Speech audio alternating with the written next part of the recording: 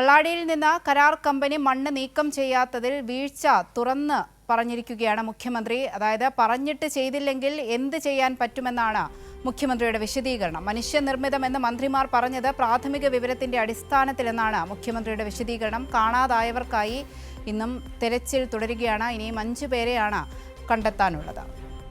കഴിഞ്ഞ ദിവസം രാവിലെയാണ് 11 മണിയോടുകൂടി കള്ളാടിയിൽ ഈ മണ്ണിടിച്ചിലുണ്ടായത്. ഇതിൽ ഇനിയും 5 പേരെ കണ്ടെത്താനുണ്ട്. അതിൽ മുഖ്യമന്ത്രി അടക്കം മറ്റു മന്ത്രിമാർ ഇന്നലെ അടക്കം വിശദീകരിച്ചത് ഇത് മനുഷ്യനിർമ്മിതമായ ദുരന്തമെന്നാണ്, പ്രകൃതി ദുരന്തമല്ല, മനുഷ്യനിർമ്മിതമായ ദുരന്തമെന്നാണ്.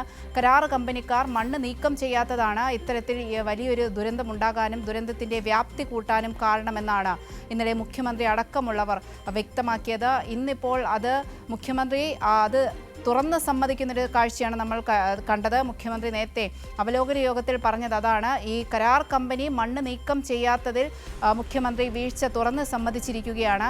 പറഞ്ഞിട്ട് ചെയ്തില്ലെങ്കിൽ എന്ത് ചെയ്യാൻ പറ്റുമെന്നാണ് വി.ഡി. സതീശൻ വ്യക്തമാക്കിയത്. അതായത് കരാർ കമ്പനി പറഞ്ഞിട്ട് ചെയ്തില്ലെങ്കിൽ അതിലൊരു തീരുമാനമെടുക്കാൻ മുഖ്യമന്ത്രി എന്ന നിലയ്ക്ക് വി.ഡി. സതീശൻ ഉത്തരവാദിത്തമുണ്ട്. അങ്ങനെ ആ ഉത്തരവാദിത്തത്തിൽ നിന്ന് ഒഴിഞ്ഞു മാറാൻ അദ്ദേഹത്തിനാകില്ല എന്നതാണ് വസ്തുത. മനുഷ്യനിർമ്മിതമെന്ന് മന്ത്രിമാർ പറഞ്ഞത് പ്രാഥമിക വിവരത്തിന്റെ അടിസ്ഥാനത്തിലെന്നാണ് മുഖ്യമന്ത്രിയുടെ വിശദീകരണം.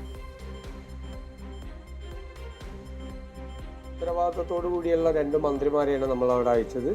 അവർ അവിടെ ചെന്ന് കാണുമ്പോൾ ഉണ്ടാകുന്ന പ്രാഥമികമായ വിവരങ്ങളുടെ അടിസ്ഥാനത്തിൽ അവർ മാധ്യമപ്രവർത്തകരോട് പറയും, നിങ്ങളത് ചോദിച്ചുകൊണ്ടിരിക്കുകയല്ലേ, നിങ്ങൾ ചോദിച്ചിട്ട് ഉത്തരം പറയുന്ന ഒരു കാര്യത്തിന് വേണ്ടി പിന്നീട് പിറ്റേ ദിവസം അങ്ങനെ പറയാമോ എന്ന് ചോദിക്കുന്നത് ശരിയല്ല. അവർ പ്രാഥമിക വിവരം, ഞാൻ ഇന്നലെ ഡിസാസ്റ്റർ മാനേജ്മെൻറ്റിൻ്റെ ഓഫീസിൽ പറഞ്ഞ കാര്യം പ്രാഥമികമായ വിവരത്തിൻ്റെ അടിസ്ഥാനത്തിലാണ്. അതിനു മുമ്പ് ഞാനത് സംസാരിക്കുന്നതിന് മുമ്പായിട്ട് ജില്ലാ കളക്ടറുമായിട്ട് ബന്ധപ്പെട്ടു, PWDയുമായി ബന്ധപ്പെട്ടു, പല കേന്ദ്രങ്ങളിലും ബന്ധപ്പെട്ടു, ഡിസാസ്റ്റർ മാനേജ്മെൻറ്റിൻ്റെ ലൊക്കേഷൻ കണ്ടു. ഇതെല്ലാം കണ്ടിട്ടുള്ള പ്രാഥമികമായ വിവരം. കാരണം വെച്ചാൽ ജനങ്ങൾ പാനിക്കാവരുത്. പാനിക്കാകാതിരിക്കാനാണ് വേണ്ടി പറഞ്ഞത്. അപ്പം പ്രാഥമികമായ വിവരങ്ങളുടെ അടിസ്ഥാനത്തിലാണ് പറഞ്ഞത്.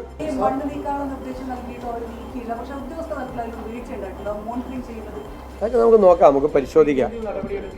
പറഞ്ഞിട്ട് ചെയ്തില്ലെങ്കിൽ എന്ത് ചെയ്യാൻ പറ്റും? അപ്പോൾ മഴയും പെയ്തില്ലേ. അതായത് ഈ മുഖ്യമന്ത്രിയുടെ വാക്കുകൾ നമ്മൾ കേട്ടതാണ്. ഈ ഉദ്യോഗസ്ഥ തലത്തിൽ നിന്ന് വീഴ്ച ഉണ്ടായിട്ടുണ്ടോ എന്ന് ചോദിച്ചപ്പോൾ ഒരു അലംഭാവത്തോടെയാണ് മുഖ്യമന്ത്രി അതിന് മറുപടി നൽകിയത്. പറഞ്ഞിട്ട് ചെയ്തില്ലെങ്കിൽ എന്ത് ചെയ്യാൻ പറ്റുമെന്ന്. പറഞ്ഞിട്ട് ചെയ്തില്ലെങ്കിൽ അത് ഉത്തരവാദിത്തത്തോടെ ചെയ്യിപ്പിക്കാനാണ് ഒരു സർക്കാരുള്ളത്. അതിനുള്ള പൂർണ്ണ ഉത്തരവാദിത്തം മുഖ്യമന്ത്രി അടക്കമുള്ള ഉന്നത ഉദ്യോഗസ്ഥർക്കുണ്ട്. അതിൽ നിന്നെല്ലാം ഒഴിഞ്ഞു മാറുന്ന ഒരു മുഖ്യമന്ത്രിയാണ് ഇപ്പോൾ നമ്മൾ കണ്ടത്.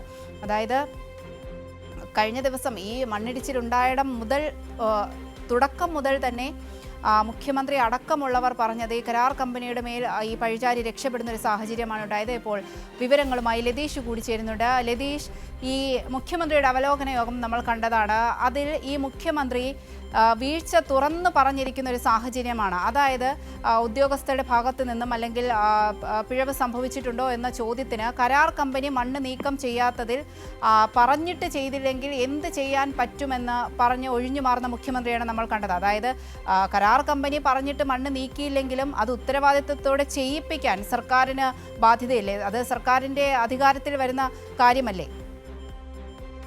അവന്തിക, ഈ മണ്ണ് നീക്കം ചെയ്യേണ്ടത് കരാർ കമ്പനി ആണെങ്കിലും അത് മണ്ണ് നീക്കം ചെയ്തോ എന്ന കാര്യം ഉറപ്പുവരുത്തേണ്ടത് സ്വാഭാവികമായും സംസ്ഥാന സർക്കാരാണ്, ജില്ലാ ഭരണകൂടമാണ്, ബന്ധപ്പെട്ട ഉദ്യോഗസ്ഥ സംവിധാനമാണ്. അത്തരമൊരു കാര്യം ഇവിടെ ഉണ്ടായിട്ടില്ല എന്നുള്ള കാര്യം വളരെ വ്യക്തമായിരുന്നു. അത് ഇന്ന് മുഖ്യമന്ത്രി തുറന്നു പറഞ്ഞു എന്നതാണ് ഇന്നത്തെ വാർത്താ സമ്മേളനത്തിന്റെ ഏറ്റവും പ്രധാനപ്പെട്ട കാര്യം എന്ന് തോന്നുന്നു. കാരണം എന്താണെന്ന് പറഞ്ഞാൽ, ഈ മണ്ണ് നീക്കം ചെയ്യാൻ നേരത്തെ തന്നെ നീക്കം ചെയ്യേണ്ട സാഹചര്യമുണ്ട്.